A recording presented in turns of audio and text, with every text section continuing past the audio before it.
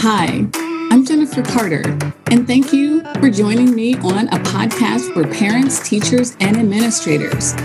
Today's conversation should be a good one, and I'm sure it's something on your mind. So let's get to it. All right, we have with us Ken McRay, and I'm going to let him explain who he is and what his connection is to education. All right, so I'm Ken McRay, based in Los Angeles, in the Santa Monica area of Los Angeles, and I have 3 daughters, 2 of which have already gone through the educational process, but still involved in the lifelong education. But I have a 7-year-old who's a rising first grader, and so she's right in the middle of the education process. So that's really my perspective is formed right now for that 7-year-old and what she's going through. So if we talk about the 21 and the 27-year-old, we can talk about them too, because this is education and parenting. So, I mean, I end up somehow or another talking about my kids throughout all of these conversations, because like you said, you never stop parenting. Like no matter how old they are, you really continue parenting. Yeah. But in this particular case, what's top of mind? What's like in the front of your mind right now? So what's still in the front of my mind is independent school versus public school. And we have decided to send our daughter, the 7-year-old, to an independent school. And so far so good, but I do still continue to challenge whether or not the independent school model is a better model versus public school model. That one I think is top of mind, but obviously there's so many others. Mm-hmm. Well, I think we've talked about this a little bit before. You have to take a look at both schools and kind of look at the end product. To be frank, some of the best programs come from public schools. They have a lot of resources. They have a lot of connections. They have connections to state schools. They have connections to private schools within the state. They build baccalaureate programs to get kids extra prepared. You can find all of those things in private school as well. But to be honest, many, not everyone, but many public schools are very, very well resourced. And in the district you're in, Santa Monica, that's one of those districts where they are very well resourced. Everything from the co-curricular programming all the way through, if there's a special needs or she has a learning difference at some point, they're very well resourced to help support whatever it is she wants to do or whatever it is you guys think she may want to do later on. The good thing about independent schools, though, is that you can almost have a concentrated version of that experience. So let's say you really want her to be interested in the arts. So there's private schools and charter schools where it's arts focused. Or you really want her to be super academically driven. There's schools that are very focused on academics. So you have to kind of think about, what are you hoping to transition her into? Because right now she's not a total blank slate, but a lot of her development still has to come. And again, it's looking at your family values and looking at what you think is going to serve her in the long run. Because at the end of the day, if apples over here are apples over there, it may even come down to cost, or it may come down to, what's easier to get her to, because you're in an area where the parents are going to be probably very similar as well. Yeah. Yeah. So one thing I've thought about, you've hit on a couple points in that. The first one is the public schools can offer these things, but maybe the independent school has it in a much more concentrated format, right? The thing about the public schools, especially even in Santa Monica, and this as well, there's one thing at the elementary school level where you have many options. It all depends on where you live and what school you go to, or you can apply to go to one of the other ones. And then when you get to middle school, there's fewer options. And then when you get to high school, there's one option.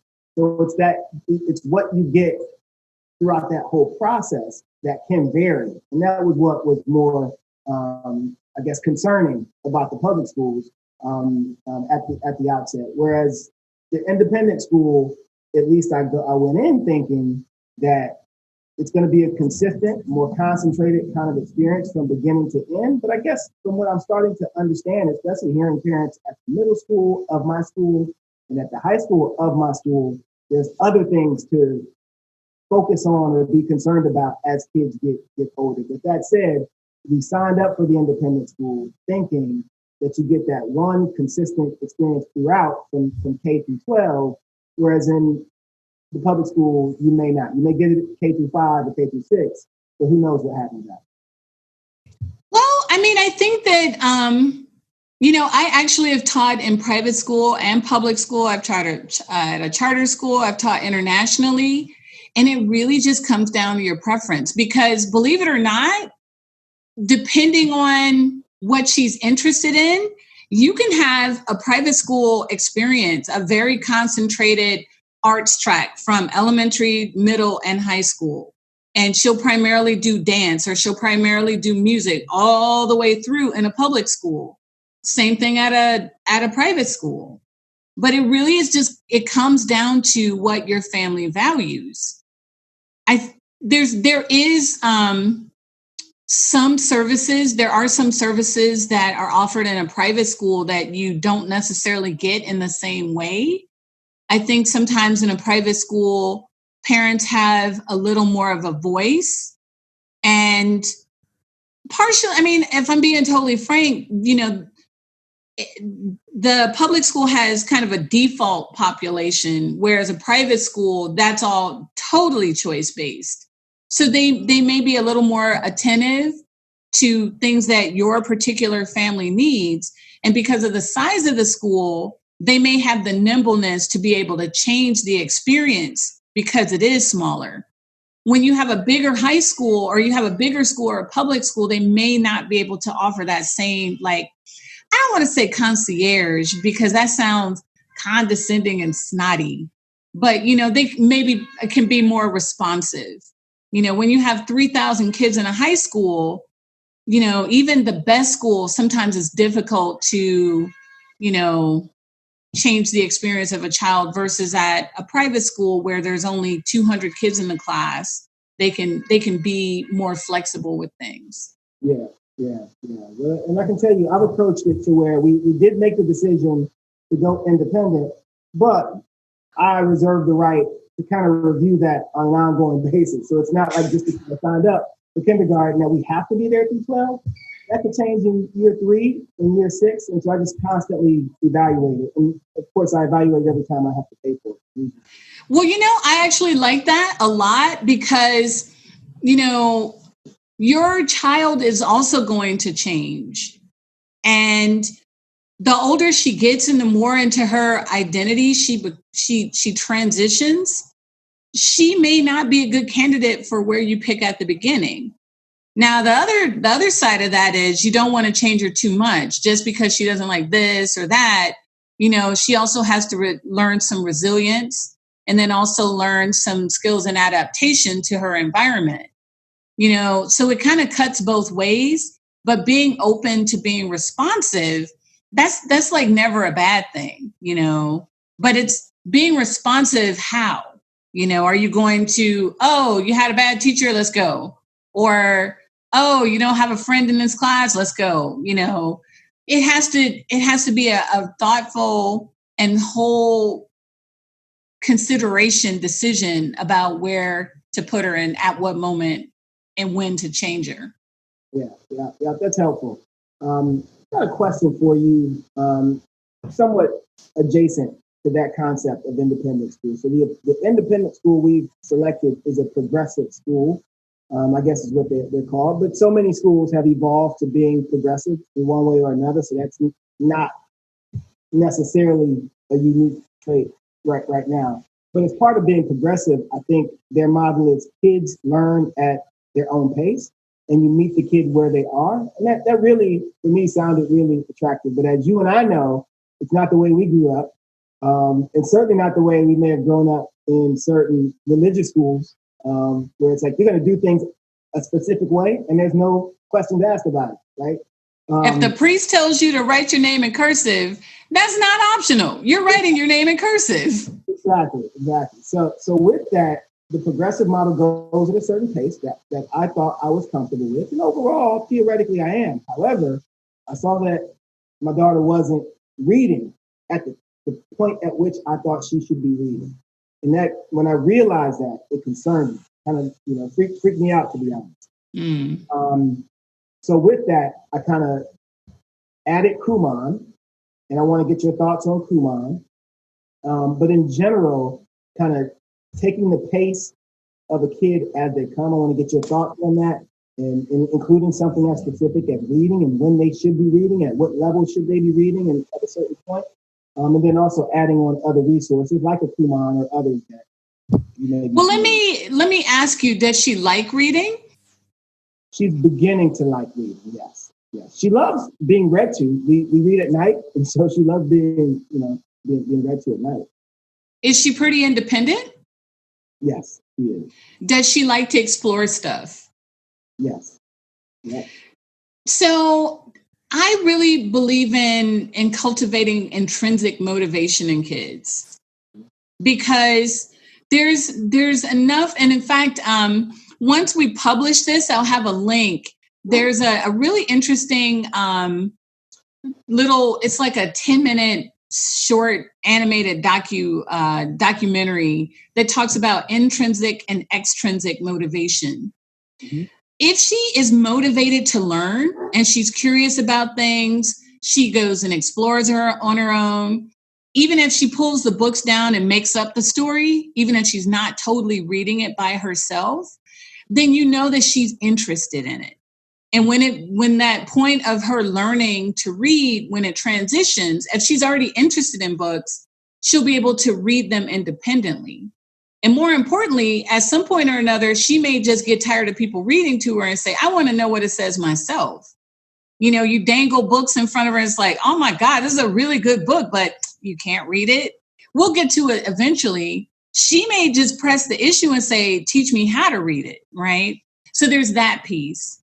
And then there's the other piece about extrinsic motivation.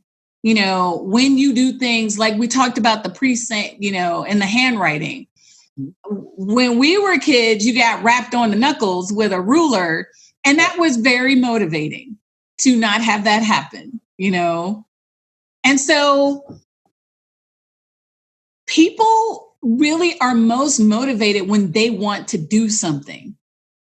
The extrinsic motivation it's not sustainable. As soon as the priest walks away and he's not going to hit your knuckles, you're going to write the way you want to write. But if you have that inherent curiosity and you just want to, like, I used to practice my handwriting on my own because I just thought it was pretty. And I was like, woo, look at the loops, no one had to motivate me to do that. And as a result, as an adult, I have really nice handwriting, And so cultivating just that natural curiosity, whether she's learning to read or when she's learning to read, or that's not as important as if she's motivated and interested in learning. Yeah. Kids in Finland, I went to Finland to study their educational system. They don't go to formal school until they're like 6 or 7. Like that's their first formal school experience. Right. The rest of the time, it is cultivating curiosity, building relationships, building their socio-emotional capacity. And then we throw on the academics much later once they've mastered that stuff. Or at least, not mastered, but, mastered at their level. Yeah. So I wouldn't be worried if she showed some signs of interest. Mm-hmm. If she was bored of school and she came home complaining, she's like, it's a drag and I don't want to read and books suck. That's a different conversation, but it sounds like she's not like that. Yeah, no, she's not. But I would say, and before we get back to, Kumon and other services and your thoughts on some of them, for a 7-year-old in particular, looking to cultivate that intrinsic, what do you call it, intrinsic curiosity or intrinsic? Yeah, intrinsic or extrinsic curiosity. Got it. So if you want to cultivate, because like you mentioned, the extrinsic is not sustainable or as sustainable. But if you want to cultivate that intrinsic, what are some of the things? Is it like playing games? Is it, somewhat using other ways to motivate a kid? What are some of the things you would recommend using? So it depends. So I'll use my family and my own child as an example. Hey there. If you've gotten this far into the episode, chances are that you really like what you're listening. I'm going to ask you to press pause and share this particular episode with 5 people that you think would really enjoy listening to it. I'm also going to ask that you subscribe to our podcast so that you don't miss an episode. Thank you so much for listening. And now let's get back to the conversation. Ian, even when he was little, he loved to doodle. So he was always drawing like little pictures. Even now, so when he went to college, I was lamenting, like, who's going to put graffiti on my shopping list? And then he graduated college, and now with COVID, he's stuck. And I opened one of my books, and sure enough, there's graffiti in my book again. So that made me very happy. But he was always super interested in doodling and cartoons and stuff. So we bought him Calvin and Hobbes, and we would read it. And he would crack up because it was that art is very doodle-like, And so he sort of made that connection thinking this has words that are hilarious and it combines this idea of me writing. So he was really into reading, really into writing. And that's how we hooked him. So we found a bunch of graphic novels that were age appropriate. They had I Am Spider-Man, for beginning readers. And it was like, Spider-Man is tall. Spider-Man is red. And just very simple sentences. And over time, because that was his interest, it went from these books to these books to these books to, then he had a whole full collection and he would read. And I'm not kidding. He was tearing through books at a point where I was like, we're running out of space and money, So finding that stuff she's interested in and connecting it to her reading. If she likes going to museums, see if she can read the signs, or if she likes going to parks, see if she can identify the name of the park. If she likes to cook, let's look at this recipe. So again, like, how do you integrate that curiosity, that innate curiosity, and make it part of her regular experience? Yeah. I actually wrote a book and it has our curriculum that we use at Oak Tree Learning Center. And it talks about how you build creations that build those connections that sustain that interest. Okay. All right. By the way, what's the name of your book? It's called Meaningful Assessment Ready Experiences for Pre-K Students. Okay. Or Made for Pre-K for short. Okay. I want a signed copy. You got it. Absolutely. So your thoughts on Kumon or other services, if you will, outside of school? Are those effective? Are they long-term? Are they short-term? What's your experience with some of those? It'll depend, because my experience with a lot of those supplemental programs are they're as effective as you are committed. Mm-hmm. So if you're committed to taking her and helping her with the work and doing the supplemental, she'll do well.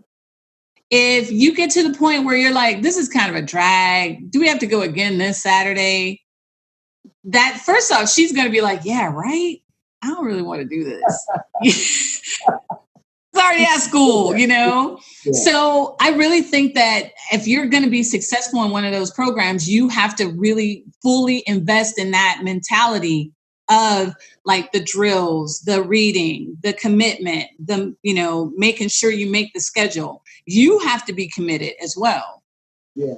And as of right now, given that we're in the middle of COVID and things are closed, it has been a big hurdle, a big time commitment for us to be able to do that. It's not just having her do it independently. It is us. So that's good. And that actually was part of my frustration, if you will, with okay, we're doing this outside stuff, and Kumon, okay, you take this over. You should be doing this. But when we do the Zoom session, it's just not great. So it's better if I kind of lead her through each one of the packets myself. But obviously that means it's a time commitment for both of us.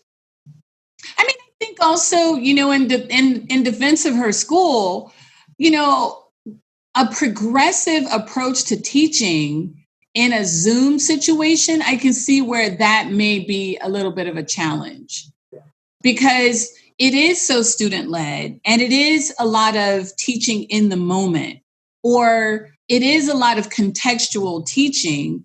And then you have to almost like manufacture some of those experiences. And it's hard to manufacture something that's meant to be spontaneous, if that makes sense. Yeah, yeah. So, I can see where there would be a little bit of a, what do I want to say? Where wouldn't be an easy transition from a full progressive experience into a full Zoom experience without a lot of parent help. Yeah. And I'll give them, like you said, to give them, to be fair to them, I definitely think progressive going from live to Zoom is difficult. And then also from day one, we knew the progressive model and the approach. It just so happened that, you get almost a year into it and you decide, that's harder for me to do than I would have thought. And mainly because we sent our daughter, she was a year older than we could have. So we could have sent her to kindergarten at 5. Instead, we sent her at 6. We gave her the gift year. And so by the time you get to almost being 7 at the end of the school year, and the reading isn't quite what I felt it should be at that point, it's kind of that's when I kind of pulled the cord a little bit. Like now I got to add in some other elements here because that doesn't work. Well, let me ask you this: how much longer do you plan on working? Oh man, that gets into another conversation here. Working, I don't know, probably less than 20 years. So are you going to miss 1 year? Like if you had started 1 year, repeated 1 year in first grade, or is that going to make any difference as you look down the road at 20 more? Nope, not at all. Yeah. So it's sort of like that. At a certain point, if she's 25 and she's still in high school, we may have to have a different conversation. Yeah. I mean, we will have to have a different conversation. It'll be a hard conversation. But, to be honest, like that year is not going to, if she starts reading when she's 8 or 9 or, it's not, I shouldn't say 8 or 9, but, if she doesn't start reading right now. Yeah. The other thing is I would suggest that you talk to her teachers and ask, not this year, but what's the curriculum going to look like next year? Mm-hmm. And if she's not ready for what's coming in their curriculum, because again, if they have a progressive model, the curriculum may move forward in such a way where her inability to read right now isn't going to have as much of an impact. But if it's like suddenly it's going to take off and she's got to read chapter books next year, then you should have a conversation and work on some different skills. But it really, it depends on the school and it depends on how the school has aligned their curriculum for students to successfully progress through their curriculum. Yeah. And I would say so far from what I've seen and talking to, she had some phenomenal kindergarten teachers and she was on pace from their perspective to being where she needed to be for first grade. But I had my own kind of metric on where she should be at a given point. And it didn't meet that. And again, that was no fault to them at all. But once I realized that, that's when I had to kind of step in to accelerate it. And she's gotten so much better just in the last 4 months or so with the focused work and kind of working with her every single day for at least 30 minutes on that, plus having her read more at night than she used to. When we read our stories, she's gotten a lot better just in 4 months' time. So she's where now I feel comfortable. But I do want her to get, to advance and get a little bit better. Yeah. It is definitely worthwhile to have a conversation about what's coming next year. We're not preparing children for what they're doing now. We're preparing them for the future, but we don't want to contrive a future. I think that there's a little bit of dissonance in parenting where you have a vision of what their life is going to be like when they're 18, 19, 20. But then at the same time, you're like, I want you to be creative. I want you to find yourself. But they're like, well, how am I going to find myself if my future's already like starved and, carved in stone at some point? So there is definitely a disconnect between what our heart feels and what our brain wants. Right. And so it's just about aligning and making sure that what you're setting her up for in the future aligns with what you're telling her now as she's going through school.